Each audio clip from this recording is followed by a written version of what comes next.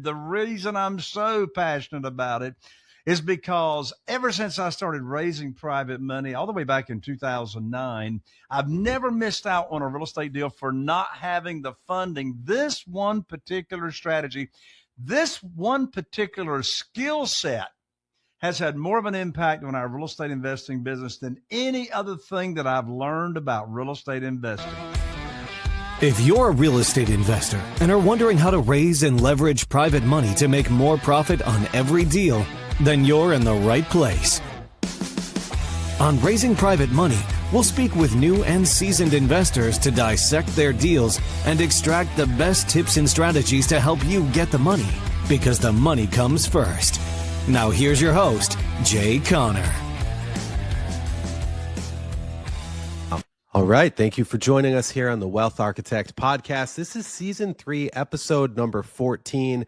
And, you know, I got to tell you, the past 3 seasons have been so much fun. We have spoke with so many wonderful people with so many amazing backgrounds, and we are learning so much. We got a great guest here with us today. His name is Jay Conner, and he's somebody who has helped thousands of real estate investors break free from the traditional financing and step into true financial control.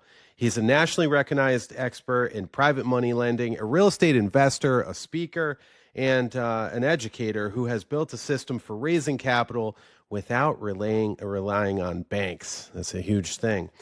Through his teachings, he's shown investors how to fund deals using private lenders, creating speed, flexibility, and scalability that traditional financing cannot match. Private lending, as many of you know, is one of the most powerful tools in real estate, allowing investors to structure deals directly with individuals instead of institutions, often backed by real estate as collateral. If you've ever felt stuck waiting on bank approvals, I know I have, and you're looking to scale your business faster with more control, this is a conversation you want to lean into. Please help welcome Jay Conner with Jay Conner Companies. Jay, welcome to the program.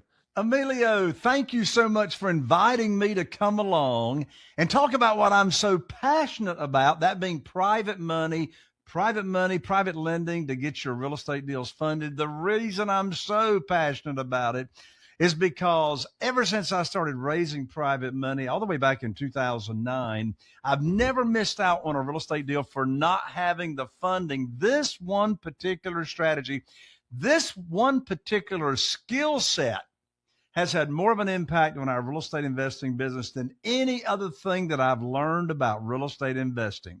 Oh, I love that. You know, it's such an important topic. And as an investor myself, as somebody who's flipped homes, building houses, I always leverage private equity, but I do it from a private, like a hard money lender, a known lender.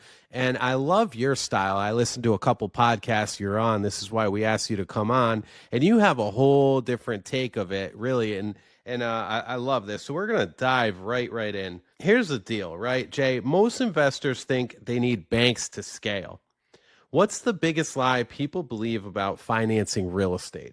Well, there's more than one, so I don't know if I can identify the biggest one. So this is not a lie. It's a misconception. It's a myth is what it is.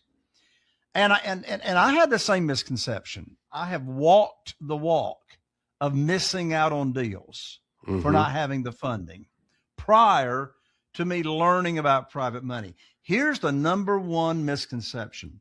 I believe that whoever had the money to loan, the bank, the mortgage company, the hard money lender. By the way, when we're talking private money in this world, I'm not talking about hard money. Hard money is institutional money. Private money is doing business with individuals, ordinary people, human beings that loan us real estate investors from and fund our deals from either their investment capital, liquid funds, and or their retirement funds. I believe that whoever loaned the money, listen, I believed whoever loaned the money made the rules. I believe that whoever loaned the money did the underwriting. They set the terms. They set the interest rate. They set the length of the note. They set the maximum loan to value. They set the frequency of payments. All that. That's what I believed. because that's all I knew for many, many years. But then everything, Emilio, changed in January 2009. I had a line of credit at the local bank, and I'd been using mortgage companies as well. We started investing in single-family houses here in Eastern North Carolina back in 2003. Those first 6 years, I relied on the local bank, line of credit. And I had 2 houses under contract in January 2009 to purchase. And I called up my banker, told him the funding required. He had funded a ton of deals for me those first 6 years. And listen, Emilio, I learned like that on that phone call that my line of credit had been closed with no notice to me. My banker's name was Steve. I said, Steve, what in the world are you telling me my line of credit is closed? We've been doing a ton of deals, 6 years, never late on payments, got a perfect credit score. What's the problem? And Steve said to me over the phone, he said, Jay, don't you know there's a global financial crisis going on right now? I said, no, Steve, I don't know anything about that, but you just gave me a financial crisis. I don't have a way to fund these 2 deals. So I was cut off with no notice. And my definition of coincidence is God's way of staying anonymous. In less than 2 weeks, I learned about this world of private money. I was able to raise $2,150,000 without asking anybody for money within those next 90 days. And since that time, I've never missed out on a deal for not having the funding. So here's why I bring up the myth, the misconception.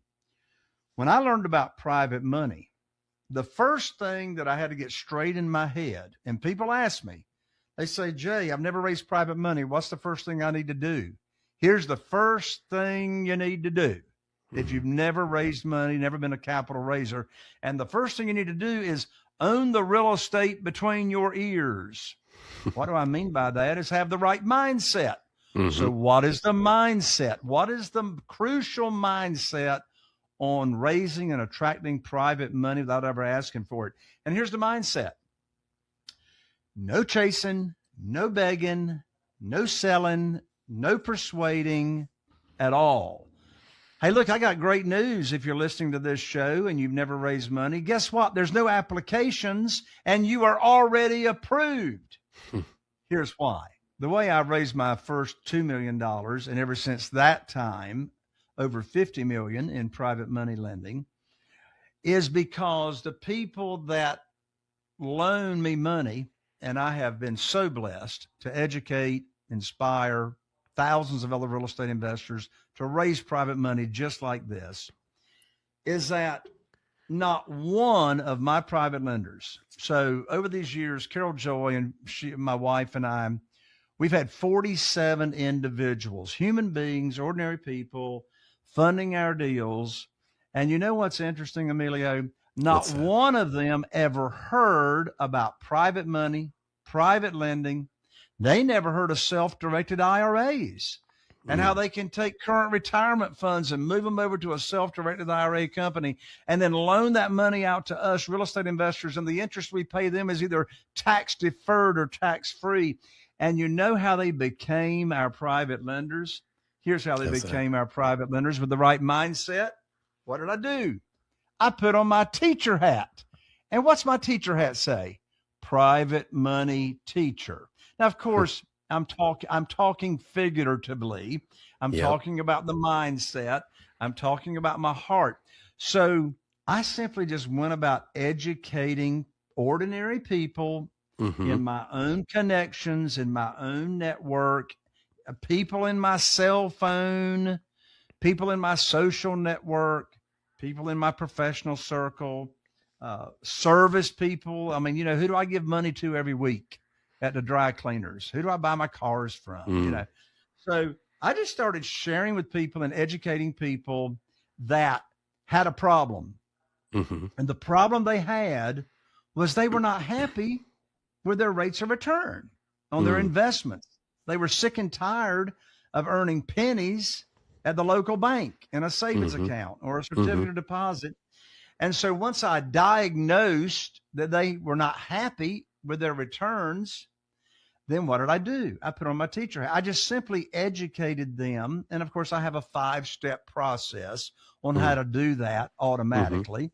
I just simply educated them on, well, here's how you can get returns safely and securely. I didn't go around throwing up on everybody about, hey, let me tell you about private money. Let me tell you about private money. Let me tell you about private money. No. Sure. First, that'll come off as salesy.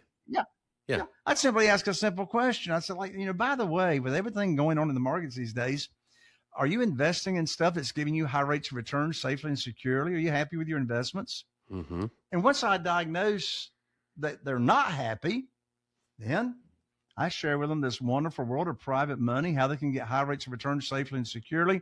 And again, you see, when you're borrowing from an institution or individuals that are already loaning out money, they make the rules, right? It's a negotiation. But instead of applying for mortgages or asking or begging and all that stuff, no, I'm offering an opportunity. I love that. I love the opportunity to educate somebody on something like that. And when you look at it like that, it turns it from a sale to an opportunity.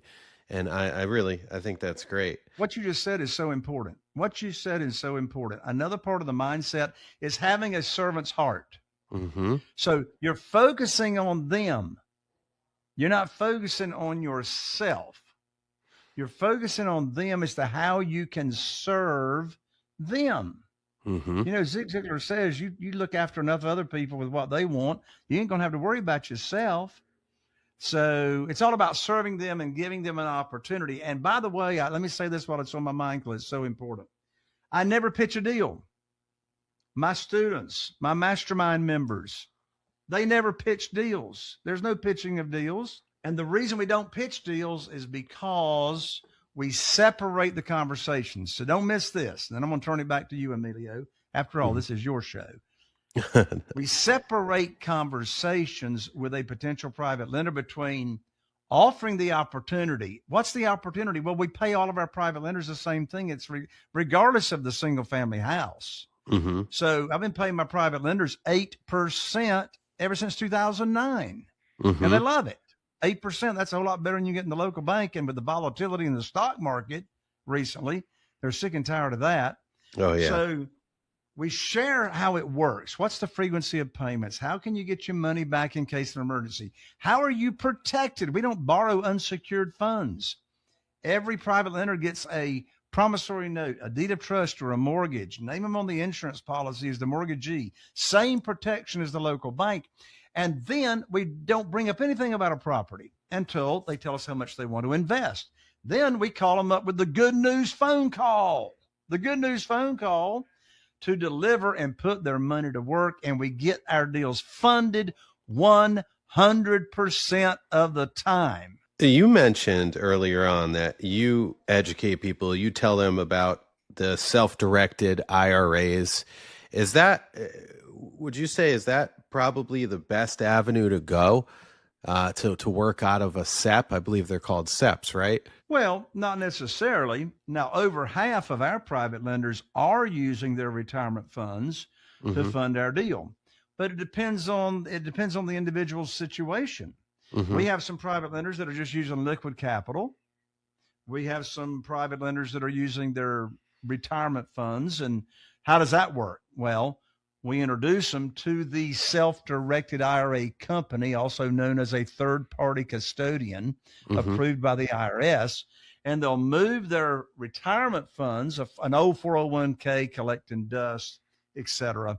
They'll move the retirement funds over to the self-directed IRA company, no tax consequences, no penalties. And once that account is funded, which normally takes a couple of weeks, then we'll put their money to work. They will invest those funds on a particular deal that we have. And then the interest that they accrue or we pay is paid back to their retirement account at the self-directed IRA company. And so it just depends on where they have money. We got some private lenders only doing investment capital. That's just liquid funds. We have other private lenders that are only using their retirement funds. And we have a number of private lenders that are doing both. They have just liquid capital and they have retirement funds. And so they'll use both. So It just depends on the situation that the individual has as to Sure. where their investment capital and or their retirement funds are and how much they have. The reason why I ask is I've met a number of private lenders over the years that have operated out of the self-directed IRA. And, a lot of them have been telling me, hey, Emilio, you need to get on this. You need to get into this, and you need to start putting any money that you earn from flip properties or properties you build into this and just keep operating out of it. And that's an area that I keep meaning to get into and interview somebody on. Is there a custodian or a company that you would recommend that I've seen some big ones out there, but is there somebody that you've worked with in the past you think would be a great guest for the Wealth Architect? How about one that I'm working with right now? Sure. Yeah. I mean, in fact, I'll give you two. Yeah. I'll give you two that are phenomenal. Awesome. Yeah. So Collin, Collin, Collin Taylor. Yeah. Collin Taylor, I've worked with for years, and he is with Inspira, INSPIRA. Mm-hmm. I get my deals with my private lenders that have their retirement funds with Inspira. I call up Collin. Well, actually, I don't. Brenda Smith, my office manager, does. Emails him. Here's the deal to be funded by, this particular private lender's retirement account. I get my deals funded in 7 days, Emilio. Beautiful. 7 days. That's a lot faster than what I've heard. Yeah. Mm-hmm. Yeah, 7 days. If you want me to introduce you to Collin, I'll be glad to do that offline, and you can have him come on. You can interview him. I'll tell you another fantastic individual that I've worked with for years. It's all about the network. It's all about the network, Jake. Absolutely.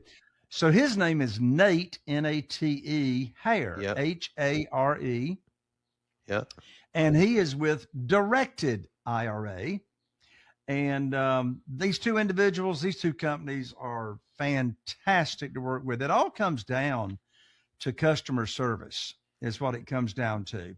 Mm-hmm. And, their fees are, comparable. And those are two wonderful recommendations I would give you and your audience to connect with. That's awesome. We'll take them. Appreciate that and any introductions. So I wanted to go back to, the process here. And now you have a potential lender. You got this first conversation that's going. What is that? Like, how do you build trust to get them to say yes? I mean, you ask them that question about, hey, how are you, how's your money working for you? Which is already a pretty hard conversation to have with somebody. I like the way you asked.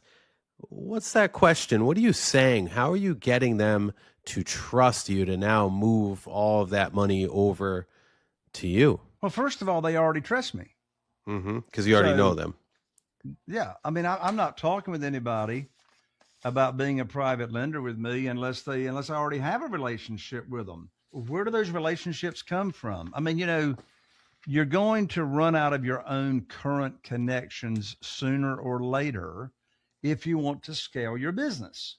Mm-hmm. So let's dive down into that, So there are 3 categories where you find private lenders. The first category is what I call your existing network that I alluded to a few minutes ago. Most of your existing network is already in your cell phone, right? They're already in your cell phone. There's another piece to your existing network that's really not existing. So I'll call it a separate category. And those are referrals from your existing network. Kind of like what I just asked you there, right? Always ask. Yeah. Always ask for the referral. Absolutely.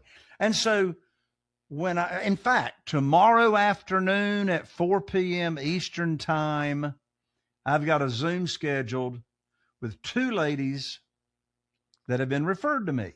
Mm-hmm. Never met them before in my life. We started texting this past weekend based on the recommendation of a common, very trustworthy individual that I am very, very close to. Mm-hmm. He's very, very close to them. He's made the connection so that trust has been transferred already from his connection to them over to me. So the transfer of trust. Pretty much by the time you talk to someone that's been referred to you, they're ready to go. They just, I mean, they pretty much, they just want to make sure they understand the details.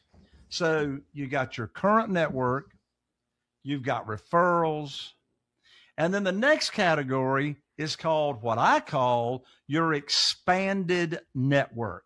As I said, you're going to run out of your own. I mean, I got a huge network, right? I mean, I got almost 5,000 cell phone numbers in my cell phone. So regardless of how small or large, you're going to run out sooner or later. So the next category is called your expanded network. How do you expand or blow up your network of trusted connections? Well, I teach a whole session on that at my live event, the Private Money Conference. But let me go ahead and give you a big one right here.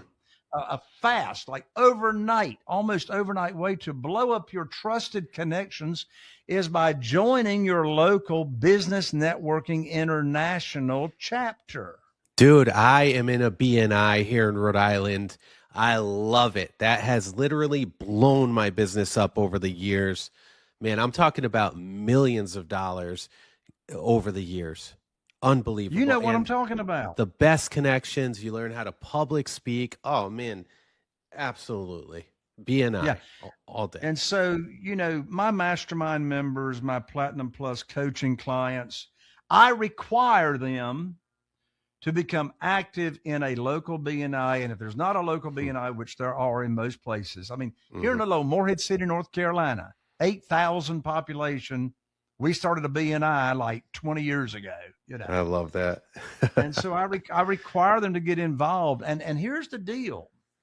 As you know, I mean, Emilio, you're a Business Networking International member. The big secret there is don't join BNI to be a go-getter. You join BNI to be a go-giver, Giver. Amen. Amen. That's right. The giver's gain. Giver's gain. Ivan Meisner, coined that phrase, started BNI back in the 1980s. And here's a way you can be a go-giver. It's what I did years ago.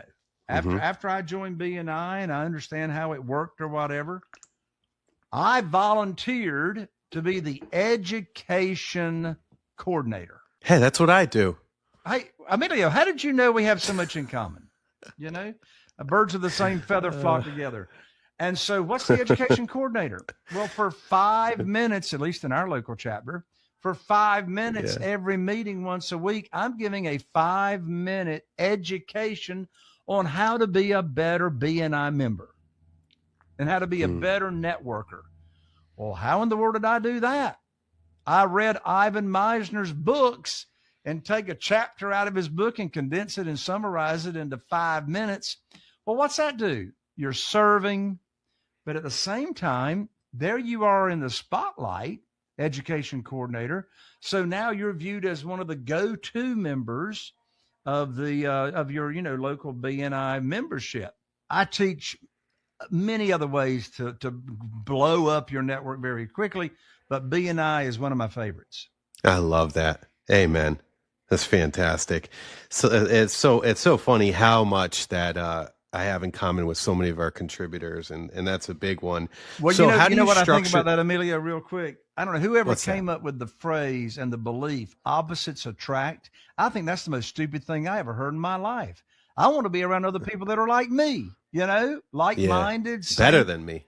Same core values. Yeah. Oh, yeah. I want to be around people better than me, but I want us to have the same standards. That's right. Standards is everything. So Jay, how do you structure these deals to the lender so that they feel protected, right? They're shelling over probably hundreds of thousands of dollars, maybe millions. And, but you still maintain control and profitability. How do you do that? So as I mentioned, we do not borrow unsecured funds. Some people will invest in a fund that's called syndication. So you may have a capital raiser that is, got an SEC attorney that's drawn up a private placement memorandum, and let's say they're buying an apartment complex, And so they have a fund that people can invest in, and you're going to need to have your money tied up for 3 to 5 years. That's all well and good. I've got amazing friends, great friends in more than one mastermind group that I'm a member of. But in my world, we don't syndicate. Okay. I'm not raising money for a fund. In my world, here's how we protect our private lenders. Everything that I'm investing in are single family houses.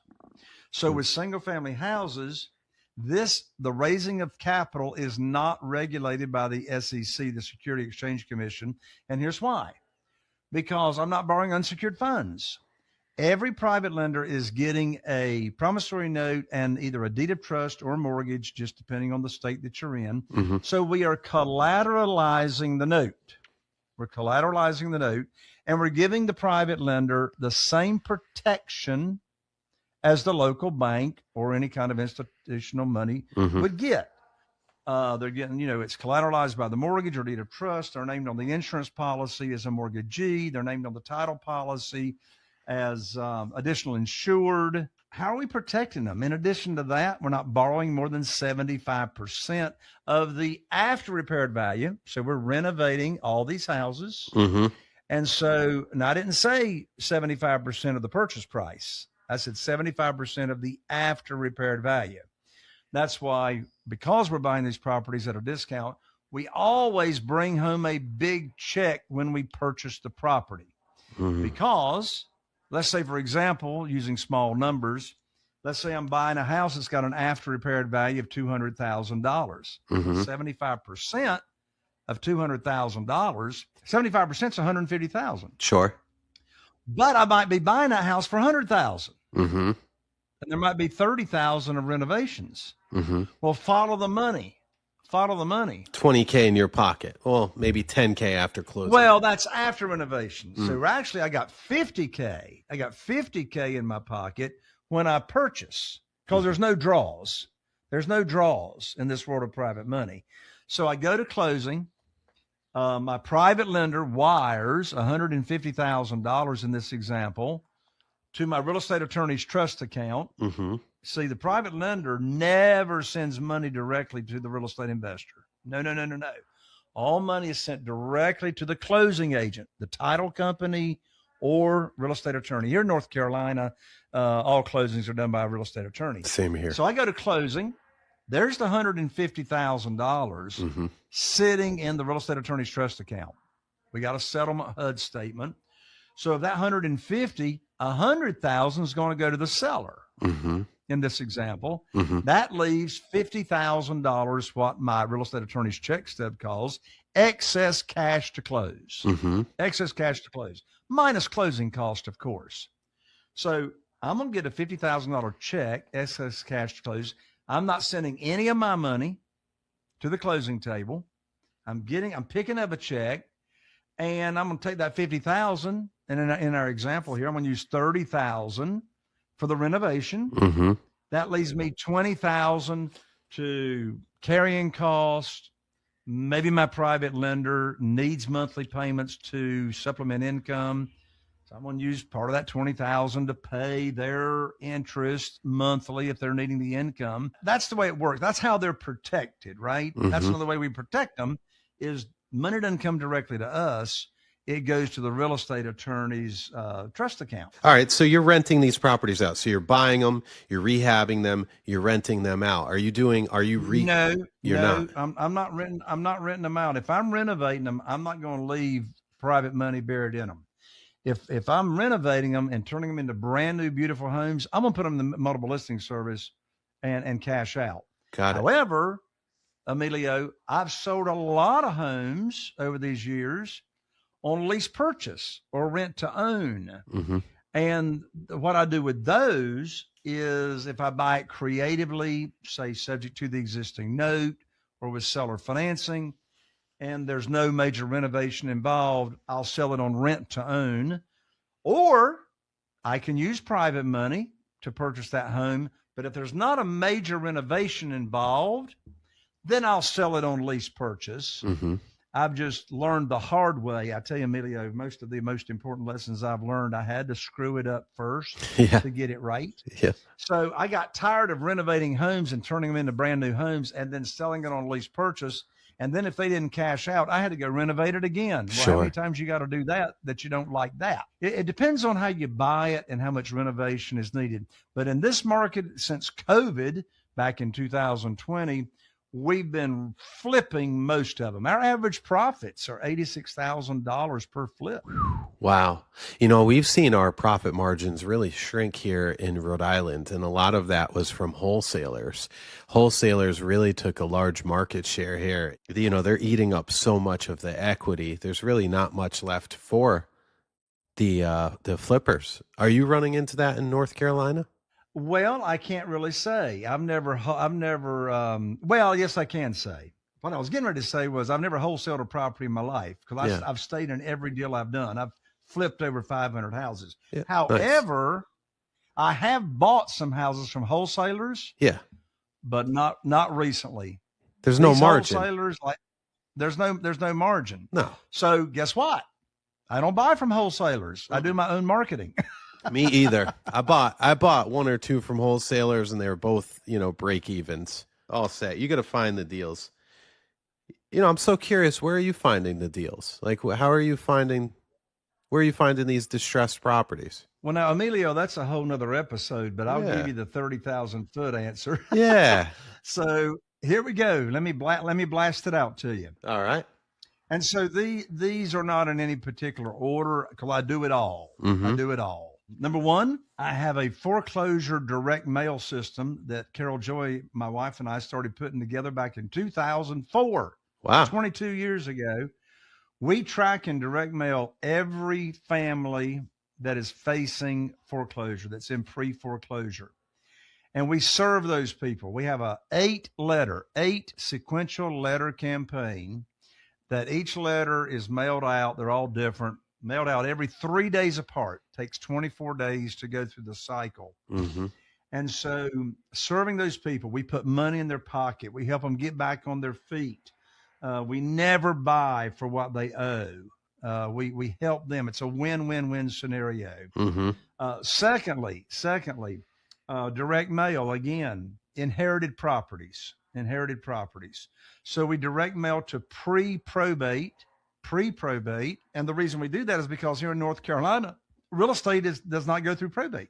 Wow. Real estate does not go through probate, which is very out of the ordinary with most states. Sure. So we do a 3-letter 90-day sequential campaign to families that have inherited property, that own real estate.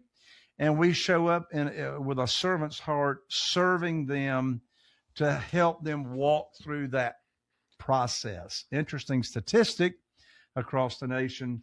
Within 2 years of someone passing away that owns real estate, within 2 years, that property is sold and no longer in the family. How else? Google ads, pay-per-click. Google ads. You can do either pay-per-click or you can do pay-per-lead. Mm-hmm. What's the difference? Pay-per-lead is you are paying a third-party vendor that's running pay-per-click campaigns in your local area, but you're not paying Google any money. You're paying the company, the third party, per lead that they provide you that came from Google. Mm-hmm. Outbound calling. I bought houses from outbound calling. I've had full-time outbound callers that call all different kinds of lists: absentee owners, distressed, code violations, utilities that have been turned off. I mean, as Emilio, as a real estate investor, there's, a ton of different categories. Mm-hmm. Facebook, buy a lot of houses off of Facebook. So I run 2 different campaigns a day. One's called the generic campaign. The other's called the distressed seller campaign. So I just got 2 different ads running, and both of them have me holding a yellow sign on a street here in Morehead City, North Carolina, that says, "I buy houses," with the phone number on the sign. Facebook won't let you put a phone number in the ad, but my phone number is on the picture. Smart. Of me holding the bandit sign. There's lots more, but at least that's a start to the conversation. I mean, you know, and I've got like 10 other questions I could be asking you here, but I would just say this to any of our listeners. If you are interested in any of this content, and if you're interested in how to raise private money and scale your real estate business without banks, and you want to hire a coach to do so, you should really go ahead and contact Jay Conner at jayconner.com. That's JAYCONNER.com. And you can find out so much more. Jay, you know what? We have a section on our website, wealtharchitectradio.com. We call it The Vault. And this is where our contributors, like yourself, can put something of value in there for our listeners. And they can go ahead, go on the website, they enter their email, they enter their name, and then they can download this. Do you have anything you want to add to the vault? And if so, what is it? Absolutely. I've got all kinds of things we can add to the vault. In fact, 3 things. You can add all 3 if you want to. Yeah, we'd love it. So the first one is, so, you know, one of the common questions I get with new capital raisers is, how do I start conversations? I mean, what do I even say to a potential private lender to start the conversation? So I have my private money $1 million script collection. Perfect. There's 12 different scripts of how to start conversations, you know, how that should go. Mm-hmm. And so if you're listening to this show, you go there into the vault, you can download the very first script. It's called the Curiosity Opener Script, how to start a conversation. You can download that script absolutely for free. It's a PDF. And you can get it at jayconner, JAYCONNER.com/scripts, jayconner.com/scripts. Secondly, my national best-selling book is called Where to Get the Money Now, How and Where to Get Money for Your Real Estate Deals Without Relying on Traditional or Hard Money Lenders. And so this book, I will autograph it for you. I'll express mail it to you. You can get it for $20 on Amazon, but don't go to Amazon. Let me just give you the book for free. Just cover shipping and handling. You can pick up my book at jayconner.com/book, jayconner.com/book. And then thirdly, I put on in person live the Private Money Conference. The Private Money Conference. There's not another live event like it in the nation. And you want to raise private money? Get yourself in person. I have real estate investors come from all over the nation here to our hometown in Eastern North Carolina. You can go check it out and read all about it at www.jayconner.com/event. Awesome. jayconner.com/event. It's a $3,000 event for you and a guest for 3 days. But guess what? Because you are here listening to Emilio's show, you and your guests get to come for free instead of $3,000. Wow. With only a $97 registration fee to reserve you and your guest seats. So there's 3 great big gifts for you. Take advantage of all 3. Wow, that's amazing. Awesome. Jay Conner, real estate investor, coach, entrepreneur. You're the man. Appreciate you being here with us in the Wealth Architect Radio. Thank you, Emilio, for having me. You're welcome. Awesome. Are you feeling inspired by the knowledge you gained in this episode? Then head over to jayconner.com/moneyguide. That's JCONNER.com/moneyguide and download your free guide that shares 7 reasons why private money will skyrocket your real estate investing business right now. Again, that's jayconner.com/moneyguide to get your free guide. We'll see you next time on Raising Private Money with Jay Conner.